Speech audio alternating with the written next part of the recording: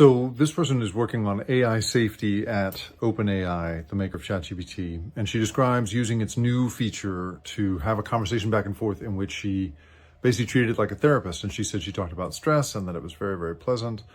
And all of us in the, hey, shouldn't we have some democratic input into AI before releasing it into the wild camp, recognized her tendency from a pivotal story that's like central. It's literally like a password between people in our sort of world, that we have read the stuff that would, have you thinking about this ahead of time. And the password is ELIZA.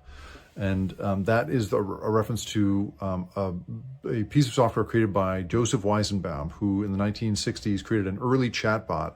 And he tested it out on a bunch of people, and people immediately started using it. He dressed it up as a therapist. It was a really simple little chat back and forth kind of teletype machine, but people would use it as a therapist.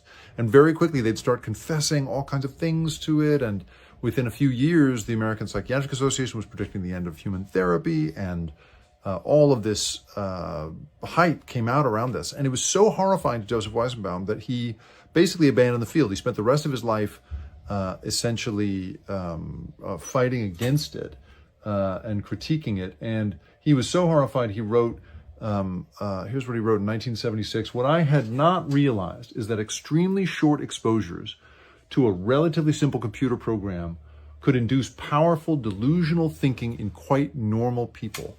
He died in his native Germany as an environmental activist. He basically gave up on being a computer scientist after that.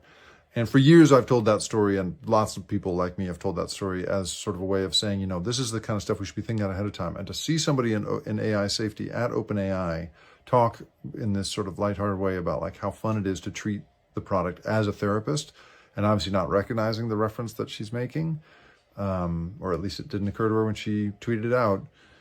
Oh man, it's tough. That's tough.